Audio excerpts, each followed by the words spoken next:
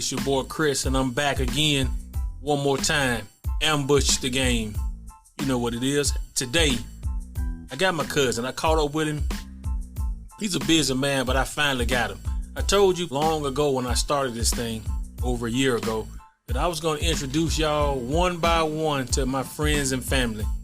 So this is another family member of mine, my first cousin. This is Roe Phillips. We link up and we roll for a while, and just like first cousins do, you roll for a while, then you get busy on your own paths, then you come back together later. That's what me and this guy do. Even down to being in the service together. We linked up in the service, didn't know each other was even gonna be in the same location. Hooked up briefly for a few months, and then our time passed as our closing dates came. I think, Ro, you left a little bit before I did. Yeah, I did. My squadron decommissioned, and then shortly after my ship decommissioned, and so they gave us an early out. You took it? Yeah, I took it because my daughter, my oldest daughter, who's 30 now, she was just born. So I didn't want to come home and she was calling somebody else dad. So I took that opportunity and just brought her to the house. He did that, and I want to say, I don't know, I guess it was less than a year, and I was back.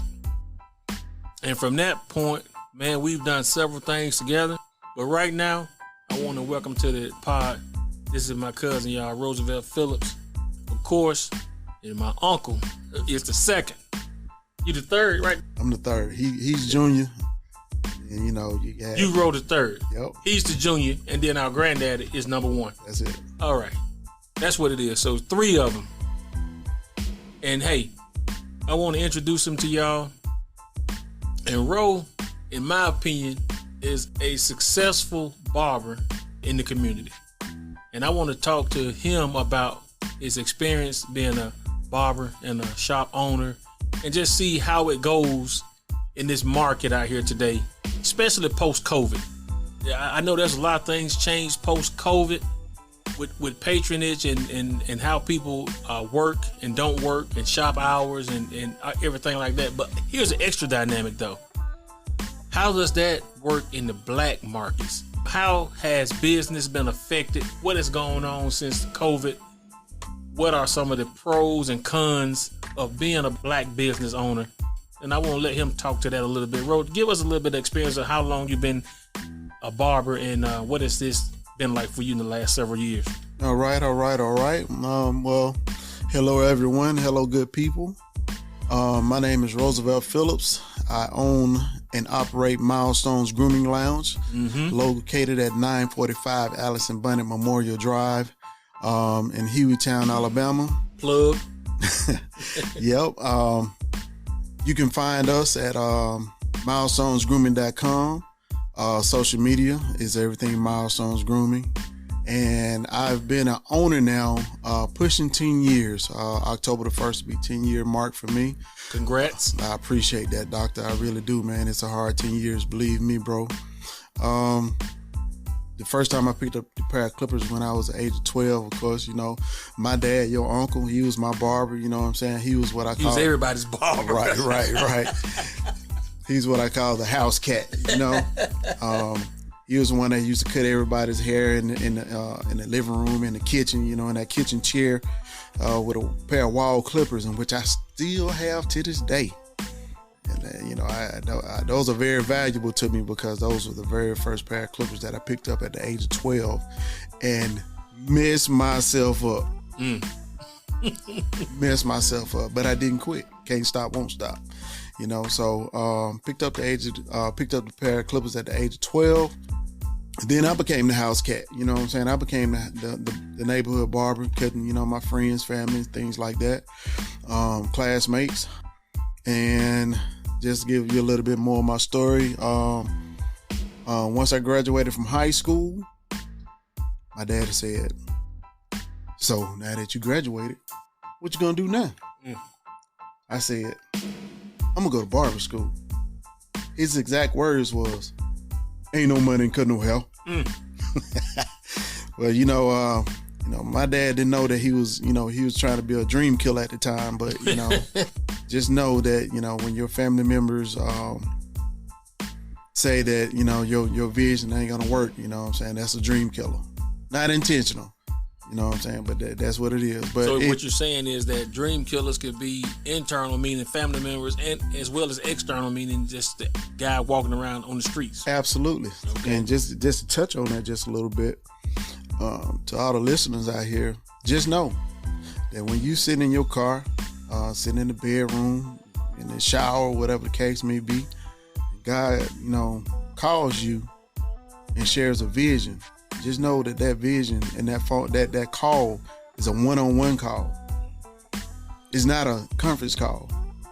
That's the reason that people say that it is not going to work, because God didn't share the vision with them. He shared it with you, and only you. So when he gives you the vision, that means that vision has full green light that is going to work if you put forth the effort.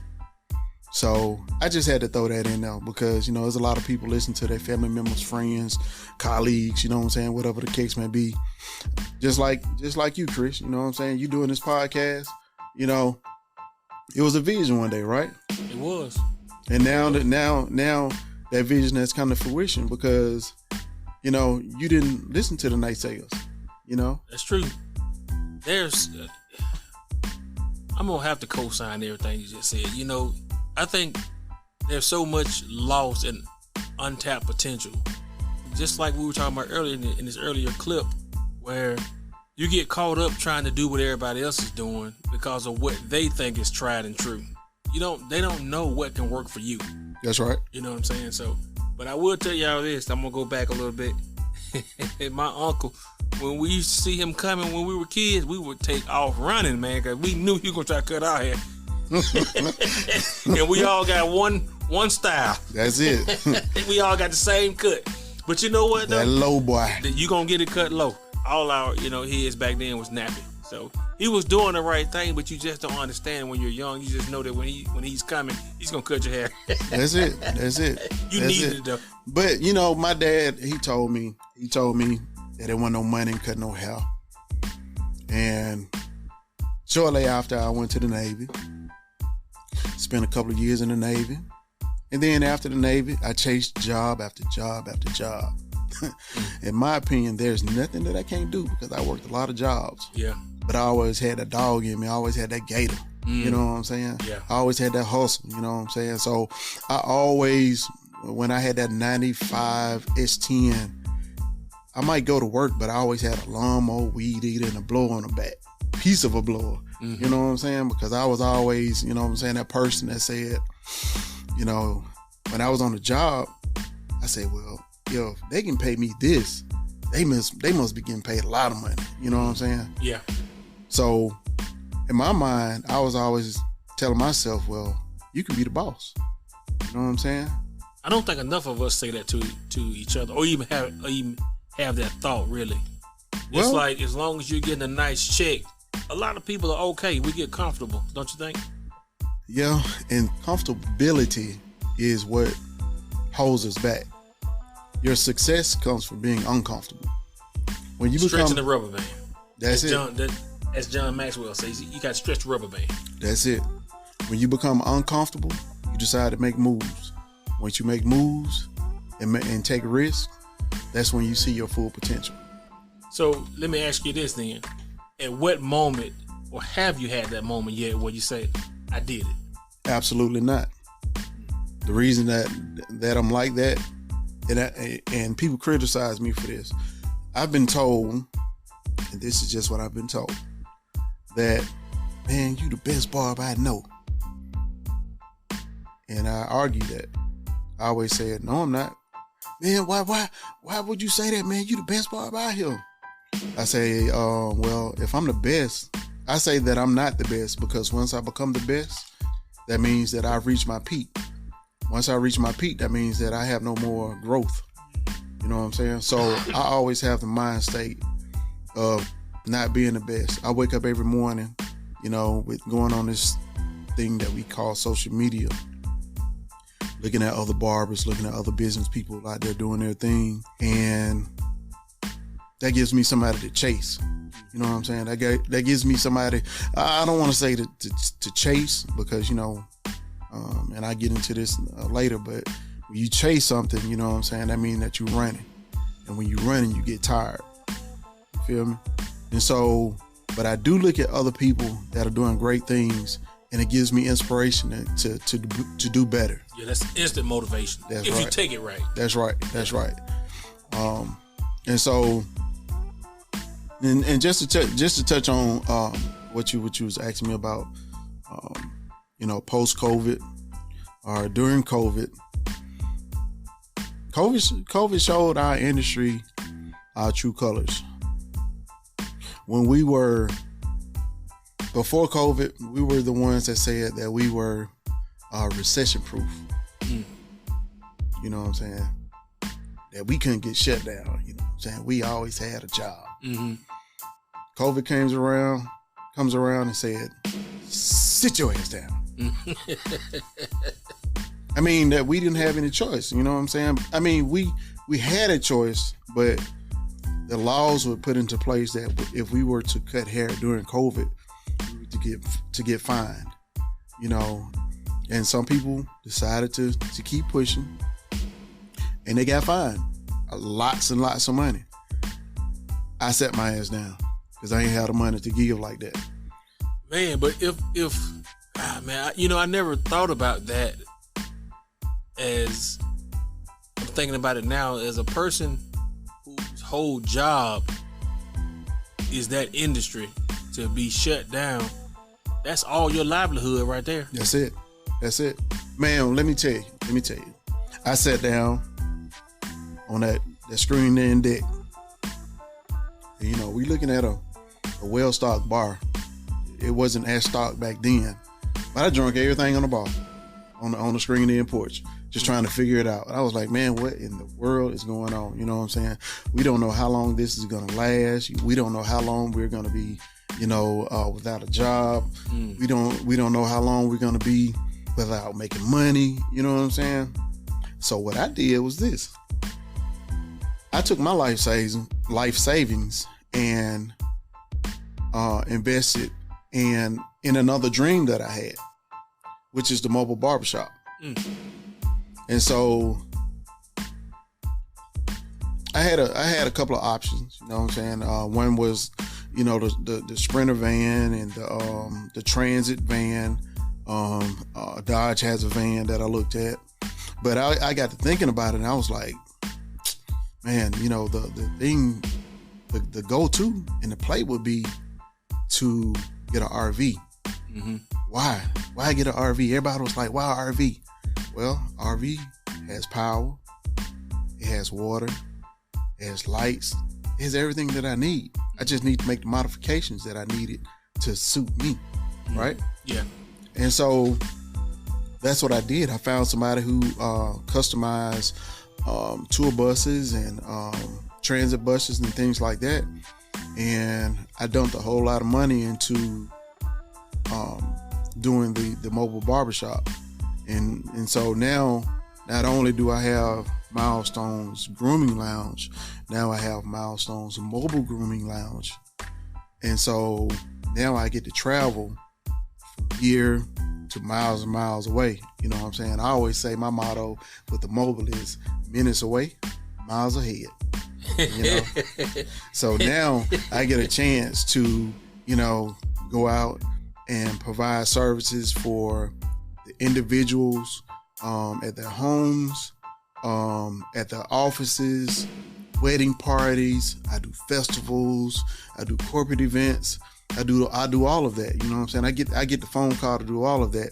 And now I'm at the point where I'm getting licensed in all of the cities that I go to. So that way it's 100% legit. You know what I'm saying? Yeah. It's 100% legit.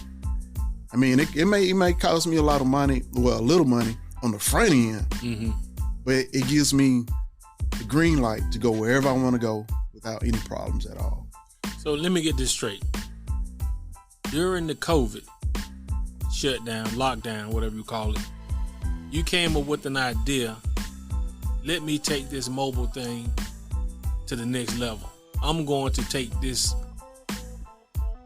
set of skills that I have for being an excellent barber, that's usually traditionally stationary, and I'm gonna put it on wheels. Put it on wheels.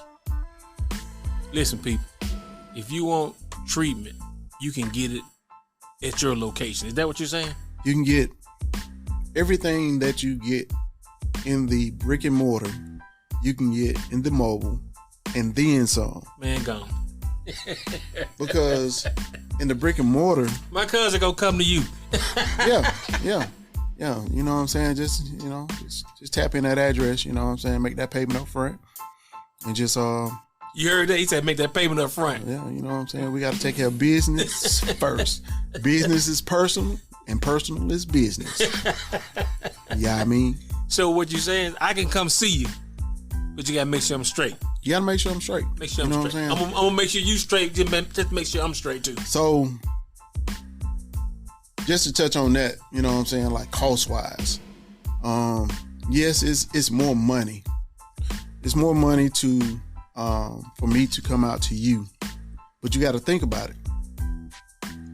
You go to Walmart and buy a Coca-Cola, it may be $1.50.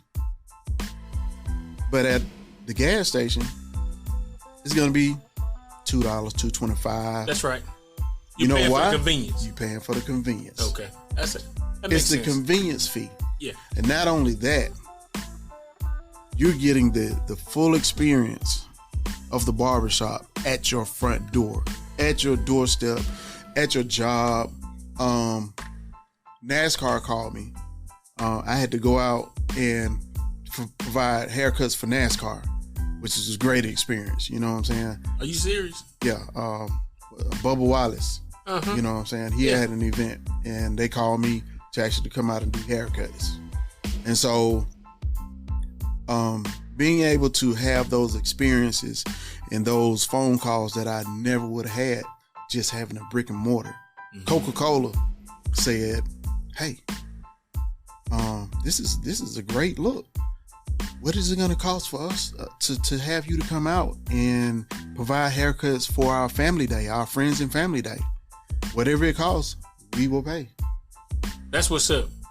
I told y'all in the beginning when I was doing the introduction that he was an excellent barber. You don't get these types of calls if you're not good at what you're doing. If you're not good at your craft. I'm just saying. Yeah, am I partial because he's my cousin? Absolutely. But does it stand that he's a great barber anyway without me plugging him?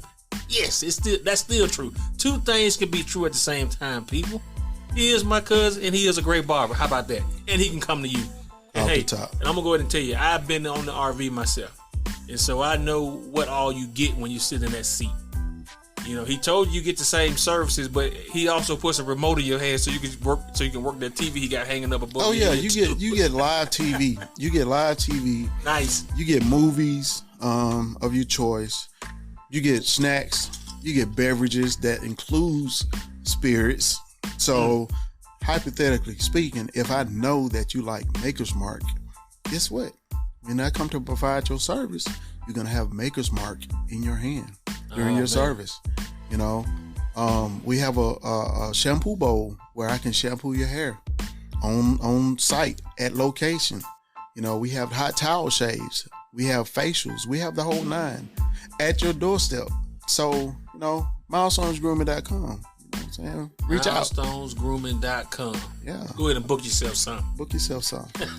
Now let me ask you this. Since you've been doing this for 10 years now, and I was going to say for several years, but I'm going to go ahead and put the 10 on there. What are some of the pitfalls, you know, that you may not have faced, you know, in your business, but that you see other black businesses have, be it barbering, what is it called when the girls do it? Hairstylists, stylists, nail techs, makeup artists. Yeah. What have you seen as some of the pitfalls that comes with being a black business owner? Well, being a owner and an operator, not only do I have to provide haircuts, I have to provide customer service, which means that I speak to everybody as they come in. I say goodbye to everybody and thank you, whether you're my client or not. You know, if you came to see another barber, I still say thank you.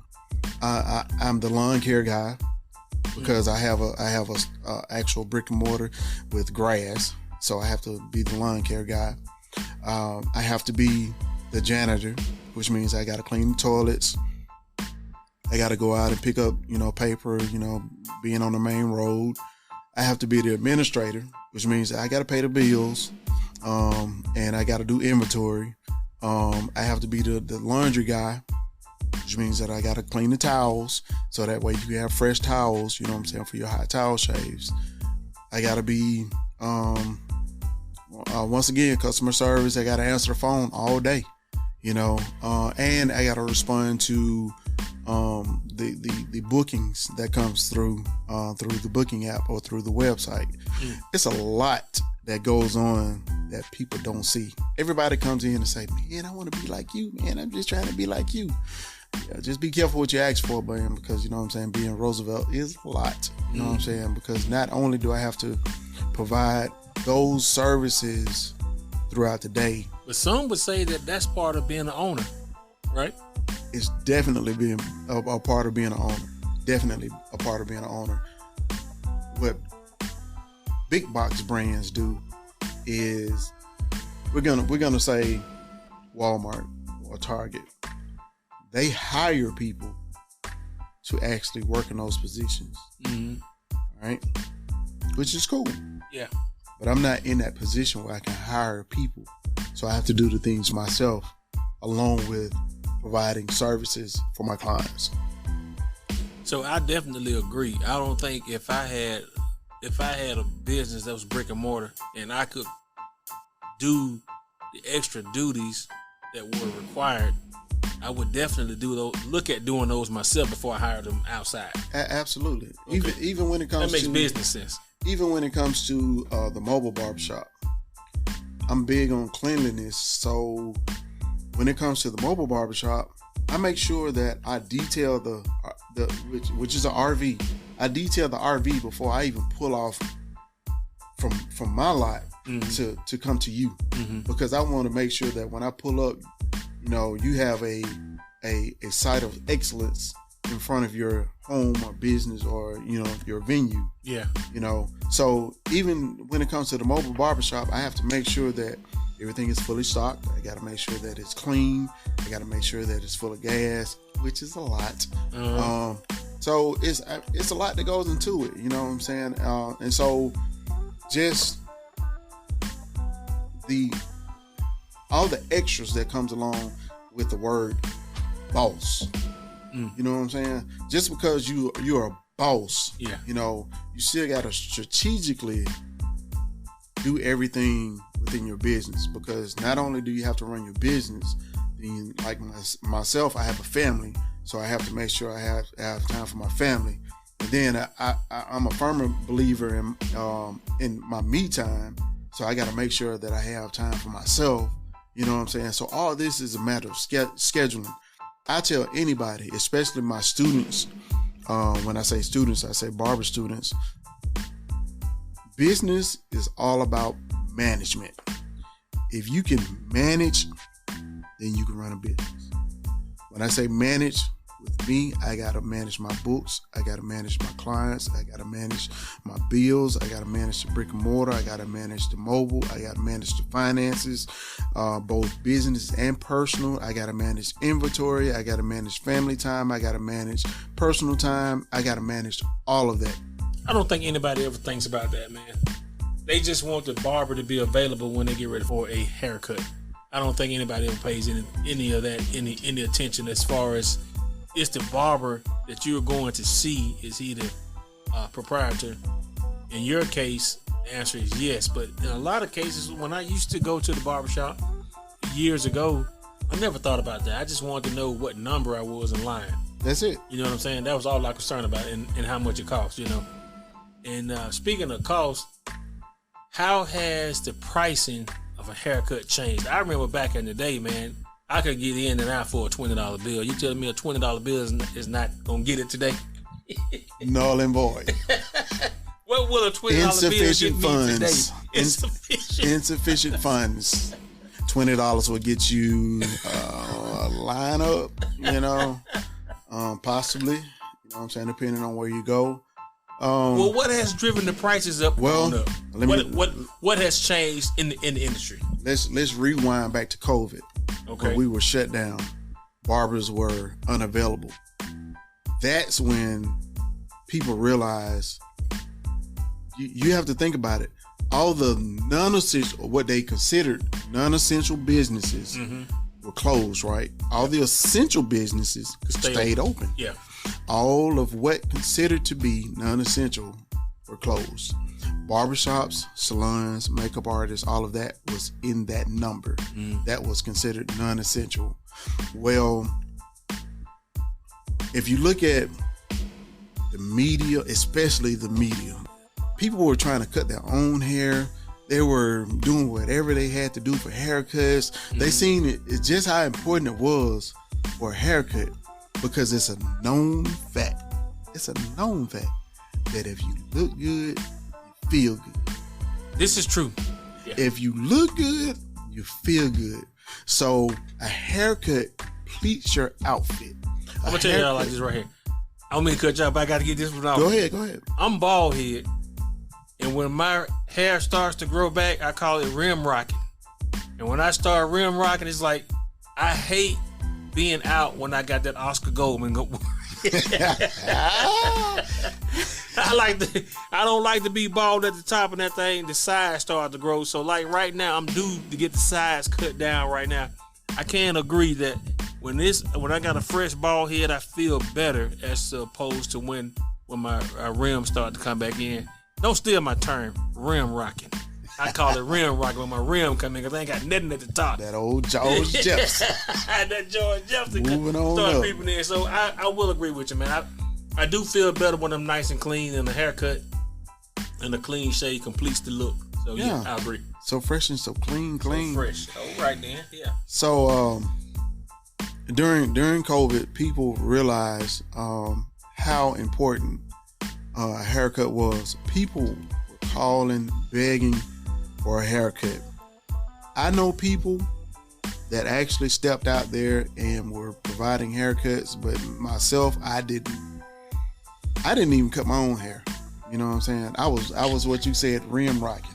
You know what I'm saying? I had an afro on the sides. You know what I'm saying? On the sides and the back. You know what I'm saying? I was skint up top. But during that time, people realized just how important it was to get their hair cut, their hair done, their makeup done, you know, so forth and so on. So when you think about that, what you're saying is everybody, essential workers and non-essential workers, were both out of having those services provided. But let's say if you were deemed an essential worker, you had to go to work with your head looking any kind of way you could fix it yourself. Yeah, especially if you're a woman. Yeah, you had to be mew mouth. You know what I'm saying, looking crazy. You know what I'm saying? And so I definitely noticed it on the like the media, watching TV, you know, during COVID. People were showing themselves trying to cut their own hair, just like really messing themselves up. And so that's when they found out how essential, you know, us in the beauty industry were. Now, when it comes to cost, I can't speak for nobody else. Let's just speak for Roosevelt. I have been licensed since 2006. I've been a licensed instructor since 2007. So let's put a pause right there. Let's put a pin in it right there. Ambush the game.